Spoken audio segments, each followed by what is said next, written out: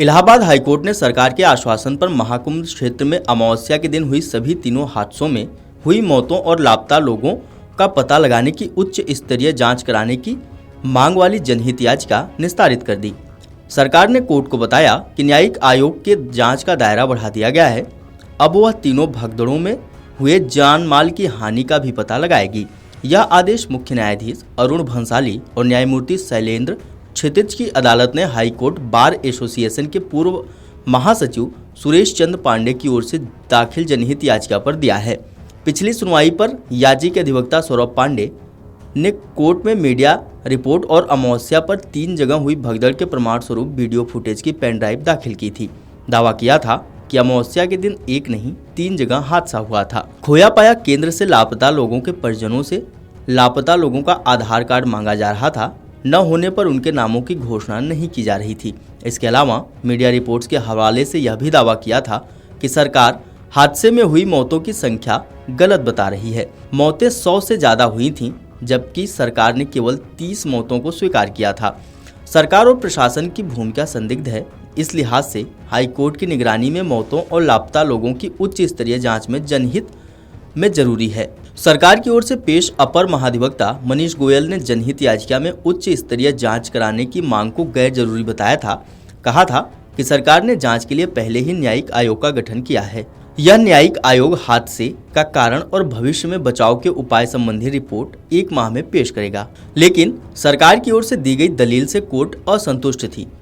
Court ने आयोग के जांच का दायरा सीमित होने का हवाला देते हुए सरकार से रिपोर्ट तलब की थी। हादसों में हुई मौतों और लापता लोगों का सरकार पता कैसे लगाएगी? सोमवार को सरकार बैकफुट पर आ गई।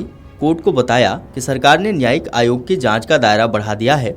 अभी तक संगम क्षेत्र में हुई भगदड़ के कारणों और भविष्य में घटनाओं को रोकने के उपाय सुझाने के लिए काम कर रहा न्यायिक आयोग अब मेला क्षेत्र में हुए सभी हादसों की जांच करेगा। इस दौरान हुई जानमाल की हानि का भी पता लगाएगा।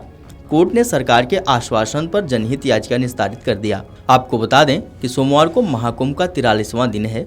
62 करोड़ से अधिक श्रद्धालु संगम में डुबकी लगा चुके हैं। सोमवार को भी यह क्रम जारी है। अब महाकुंभ समाप्ति में महज 3 दिन बाकी है और अंतिम दिन यानी 26 फरवरी को महास्नान है। इसलिए व्यवस्था चाक चौबंद की जा रही है। श्रद्धालुओं का उत्साह देखकर लगता है कि महाकुंभ में संगम स्नान करने वालों की संख्या 65 करोड़ पार हो जाएगी।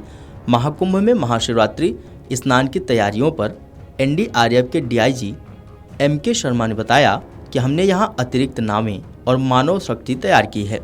हमारे गोताखोर तैनात हैं और अलर्ट मोड पर हैं। हम जल पुलिस, एसडीआरएफ और पीएसी की बाढ़ कंपनियों के साथ समन्वय के साथ काम कर रहे हैं। जल पुलिस के साथ क्षेत्रों की रेकी की गई है। मैं आपको आश्वस्त करना चाहता हूं कि हम आने वाली चुनौतियों का सामना करने में सक्षम होंगे। आपको बता दें कि मौनी अमावस्या हादसे की जांच के लिए गठित न्यायिक आयोग दूसरी बार प्रयागराज पहुंचा। सदस्य मेला प्राधिकरण कार्यालय में पहुंचे हैं। शासन की ओर से रिपोर्ट देने के लिए मोहलत बढ़ाई गई है। पहले 1 माह के भीतर रिपोर्ट देनी थी। आयोग घटना स्थल का दोबारा दौरा कर सकता है। आगे स्नान आने वाला है 26 तारीख को, उसको लेकर आप लोगों ने किस तरह से एनडीआरएफ ने तैयारी की है? कितनी बड़ी तादाद में आपने फोर्स का डिप्लॉयमेंट यहाँ पे किया है? देखिए, हमारी जो एनडीआरएफ फोर्स है उसका वाक्य है आपदा सेवा सदैव सर्वत्र। तो उसी की भांति जिस तरह पूर्ववती जो हमारे स्नान मुख्य दिन रहे थे या जो पर्व रहे थे उस पर विशेष तैयारी की गई थी, उसी तरीके से इस बार हमने और ज़्यादा तैयारी करके आगे हम बढ़ रहे हैं, जिसमें हमने कुछ अलग तरीके की बोटें, एक्स्ट्रा बोट्स और एक्स्ट्रा मैन पावर का भी हमने यहाँ डिप्लॉयमेंट किया है।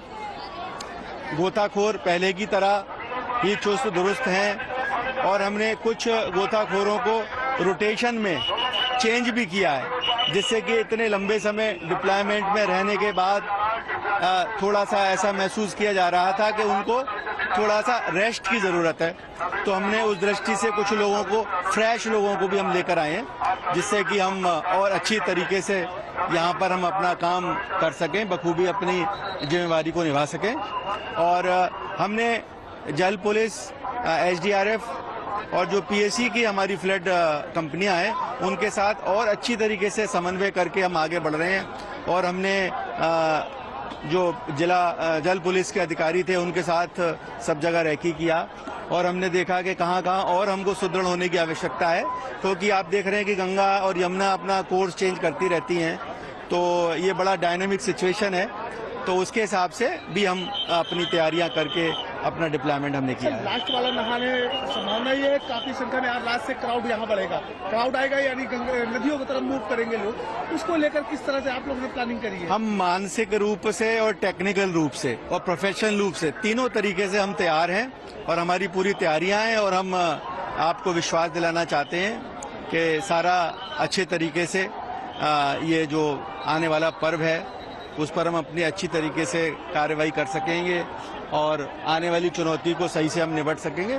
और इसमें जो आप बात कह रहे हैं वो हमारे भी संज्ञान में है, तो उसी को लेकर ये सारी चीजें समन्वय के साथ में हम सभी एजेंसियों को साथ लेकर हम चल रहे हैं। Video desk अमरउजाला.com। अमर उजाला जीवांजलि के सारथी की मदद लें और महाकुंभ में स्नान जरूर करें।